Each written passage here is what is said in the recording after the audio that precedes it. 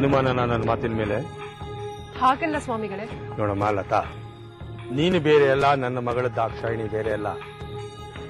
ದಿಕ್ಕು ದೆಸೆ ಇಲ್ಲದೆ ಒಂದು ಹೊತ್ತಿನ ಕೂಳಿಗೆ ತವ್ರ ಮನೆಯಲ್ಲಿ ನಿಕೃಷ್ಟವಾಗಿ ಬದುಕ್ತಾ ಇದ್ದಾರೆ ಅನ್ನೋ ಕೆಟ್ಟ ಹೆಸರು ತಗೊಂಡು ಬದುಕೋದಕ್ಕಿಂತ ಕೋಟಿಗಟ್ಟಲೆ ಆಸ್ತಿಗೆ ಒಡೆಯರಾಗಿ ಊರ್ ಮಂದಿ ಮುಂದೆ ಘನತೆ ಗೌರವದಿಂದ ಬಾಳಬೇಕು ಅನ್ನೋದು ನನ್ನ ಆಸೆ.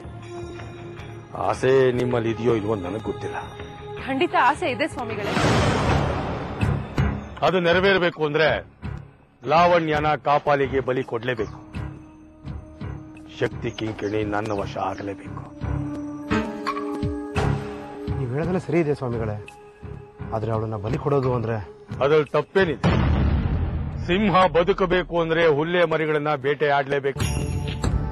ಅಯ್ಯೋ ಪಾಪ, ಹುಲ್ಲೆ ಮರಿಗಳು ಯಾಕೆ ಜೀವ ತೆಗಿಬೇಕು ಅಂತ ಯೋಚನೆ ಮಾಡಿದ್ರೆ ಸಿಂಹನೇ ಉಪವಾಸದಿಂದ ಸಾಯ್ಬೇಕಾಗತ್ತೆ. ಹೌದ್ ತಾನೆ? ಒಬ್ಬನ ಸಾವೇ ಇನ್ನೊಬ್ಬನ ಬದುಕು ಅನ್ನೋದು ಸೃಷ್ಟಿ ನಿಯಮ. ನಾವು ಅದನ್ನ ಪಾಲಿಸ್ತಾ ಇದೀವಷ್ಟೇ. ನಿಮ್ಮನ್ನ ಒಂದು ಪ್ರಶ್ನೆ ಕೇಳ್ತೀನಿ. ನಿಮಗೆ ಸುಖ ಕೊಡೋ ಕೋಟಿಗಟ್ಟಲೆ ಹಣ ಮುಖ್ಯನಾ, ದಿಕ್ಕು ದೇಸೆ ಇಲ್ಲದ ಲಾವಣ್ಯನ ಪ್ರಾಣ ಮುಖ್ಯನಾ? ಕೋಟಿ ಮುಖ್ಯ ಸ್ವಾಮಿ. ನನಗೂ ಅಷ್ಟೇ ಸ್ವಾಮಿಗಳೇ. ಹಾಗಾದ್ರೆ ನಾವೆಲ್ಲ ಇನ್ನು ಮುಂದೆ ಒಂದು ಕುಟುಂಬದವರು. ನಮ್ಮ ಗುರಿ ಲಾವಣ್ಯಳ ಬಲಿ. ಅದಕ್ಕೋಸ್ಕರ ಏನು ಬೇಕಾದ್ರೂ ಮಾಡೋದಕ್ಕೆ ನಾವುಗಳು ಸಿದ್ಧವಾಗಿರ್ಬೇಕು. ಸ್ವಾಮಿಗಳೇ, ನಾವೇನೋ ಸಿದ್ಧವಾಗಿದ್ದೇವೆ, ಆದ್ರೆ ನಮ್ಮ ಅಕ್ಕ ಸುಶೀಲಾ ಮಾತು ಕೇಳಲ್ಲ ಅಂತಿದ್ದಾಳೆ. ಸೊಸೆನ್ ಸಾಯಿಸೋದ್ರಿಂದ ಬರೋ ಅಂತ ಸಂಪತ್ತು ನಮಗ್ ಬೇಡ ಅಂತಿದ್ದಾಳೆ ಸ್ವಾಮಿಗಳೇ. ಹಾವು ಬೇಕು ಅಂತ ಹುತ್ತದ ಮುಂದೆ ನಿಂತ್ಕೊಂಡು ಬಾ ಬಾ ಅಂತ ಕರೆದ್ರೆ ಹಾವು ಬರೋದಿಲ್ಲ. ಪುಂಗಿ ಊದಬೇಕು, ಆಕರ್ಷಣೆ ಮಾಡಿ ಸೆಳ್ಕೋಬೇಕು. ಪುಂಗಿ ಊದಿದ್ರೂ ಬರಲ್ಲ ಅಂದ್ರೆ ಹುತ್ತಾನೆ ಹೊಡೆದಾಕಬೇಕು.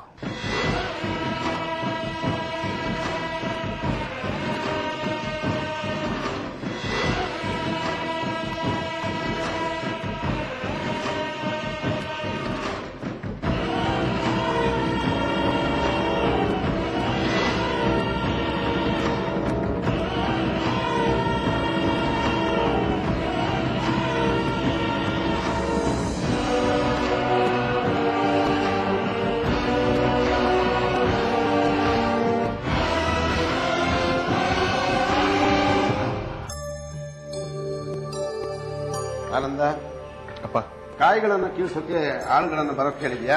ಹೇಳಿ ಕಳಿಸಿದ್ದೀನಪ್ಪ, ಇವತ್ತು ಕೆಲಸ ಶುರು.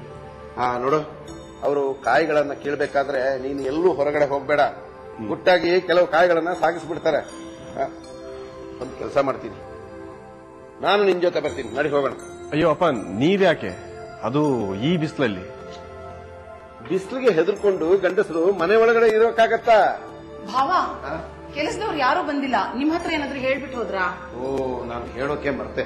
ಇದು ನಮ್ಮ ಮಾರನ ತಂದೆಗೆ ಹುಷಾರಿಲ್ಲ ಅಂತೆ, ಅದಕ್ಕೆ ರಾತ್ರೋರಾತ್ರಿ ಹೆಂಡತಿ ಮಕ್ಕಳನ್ನ ಕರ್ಕೊಂಡು ಊರಿಗೆ ಹೋಗಿದ್ದಾರೆ. ಮತ್ತೆ ಮನೆ ಕೆಲಸ, ಕೊಟ್ಟಿಗೆ ಕೆಲಸ ಯಾರೇ ಮಾಡೋದು? ನಾವೇ ಮಾಡೋಣ ಅತ್ತೆ. ನಾವಾ?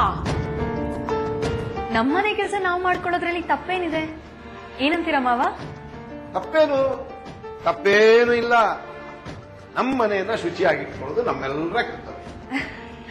ಮಾವನವರೇ ಹೇಳಾಯ್ತು, ಎಲ್ರೂ ಕೈ ಜೋಡಿಸಿದ್ರೆ ಮನೆ ಕೆಲಸ ಬೇಗ ಬೇಗ ಮುಗ್ದು ಹೋಗುತ್ತೆ. ಗೋಪಾಲಣ್ಣ, ಇವತ್ತು ನಿಮ್ಗೇನಾದ್ರೂ ಕೆಲಸ ಇದೆಯಾ? ಕೆಲಸ ಏನಿಲ್ಲ, ಇವತ್ತು ಪೂರ್ತಿ ವಿಶ್ರಾಂತಿನೇ. ಇವ್ರದ್ದು ಯಾವಾಗ್ಲೂ ವಿಶ್ರಾಂತ ಜೀವನನೇ.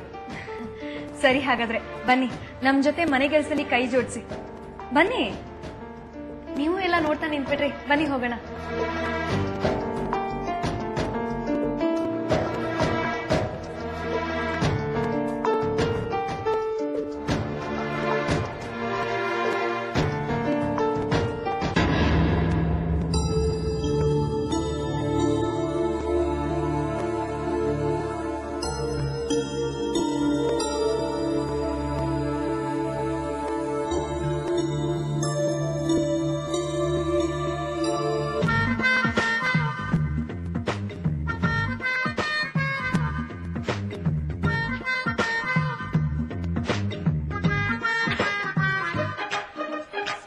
ಹಸುಗಳು ತಾಯಿ ಸಮಾನ.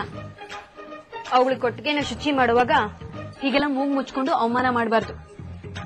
ಹಾಲು ಕುಡಿಬೇಕಾದ್ರೆ ಎಷ್ಟು ಸಂತೋಷದಿಂದ ಕುಡಿತೀವೋ ಅಷ್ಟೇ ಸಂತೋಷದಿಂದ ಕೊಟ್ಟಿಗೆ ಕೆಲಸನೂ ಮಾಡಬೇಕು.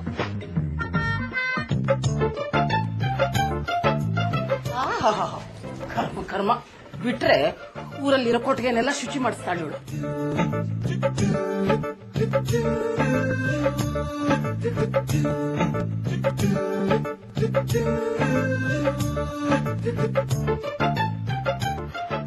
ಅಳಿಯಂದ್ರು ಕೆಲಸ ಮಾಡ್ತಿರೋದನ್ನು ನೋಡೋದು ನಾನು ಇದು ಮೊದಲನೇ ಸಾರಿ. ಆಹಾ, ಕಣ್ಣಿಗೆ ಎಷ್ಟೊಂದು ಹಿತವಾಗಿದೆ.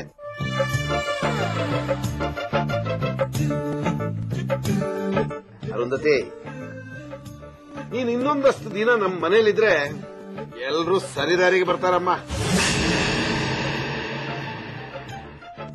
ಸುಶೀಲಾ, ಎಲ್ರೂ ಕೆಲಸ ಮಾಡ್ತಿರ್ಬೇಕಾದ್ರೆ ನೀನೇನು ಸುಮ್ಮನೆ ನಿಂತು ನೋಡ್ತಾ ಇದೀಯಾ? ಸ್ವಲ್ಪ ಸಹಾಯ ಮಾಡಬಾರ್ದ? ನಮ್ಗೆ ಅಡ್ಗೆ ಮನೆ ಕೆಲಸ ಇದೆ. ಅಂದ್ರೆ ನಿಮ್ಗೂ ಕೆಲಸ ವಹಿಸಿದಾರಾ? ನಾನೇನೋ ನೀನು ಸುಮ್ನೆ ನೋಡ್ತಾ ಇದೀಯಾ ಅಂತ ಅನ್ಕೊಂಡೆ. ನಾವು ಒಂದಷ್ಟು ಹೊತ್ತು ಆರಾಮಾಗಿರೋದ್ ಕಂಡ್ರೆ ನಿಮಗ್ ಕಣ್ಣೂರಿ ಬಂದ್ಬಿಡುತ್ತೆ. ಮಾಮ ಲಾವಣ್ಯ,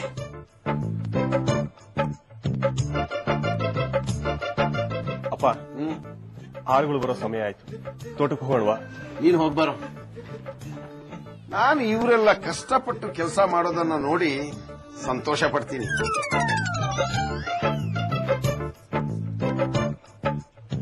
ಮತ್ತೆ ಈ ತರದ ಅವಕಾಶ ಸಿಗತ್ತೋ ಇಲ್ವೋ? ಸರಿಯಪ್ಪ.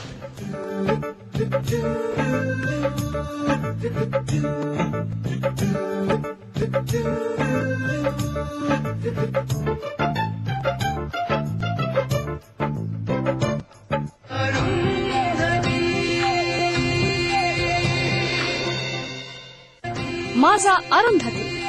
ಶಾಮಣ್ಣ ಇವರಿಗೆ ಮಾವಿನ ಹಣ್ಣಿದೆ ಮೋಹ, ಅದಕ್ಕಾಗಿಯೇ ತಮ್ಮ ಮನೆ ಬಿಟ್ಟು ಮಾವಿನ ಮರದ ಮೇಲೆನೇ ಮನೆ ಮಾಡ್ಬಿಟ್ಟಿದ್ದಾರೆ. ಬೈಕು ಮರದ ಮೇಲೆ ಬೆಳೆತೇನಾ? ಮರದ ಮೇಲೆ ಮಾವುಗಳಿದ್ದೆ. ಈ ಮಾವಿನ ದಾಹಕ್ಕೆ ಏನೂ ಕಾಯ್ದಿಲ್ವೇ? ಮಾವಿನ ದಾಹ ಉಪಾಯ ಇದೆ. ಮಾಜ ರಸವತ್ತಾದ ಮಾವಿನ ಹಣ್ಣಿನ ಸ್ವಾದ.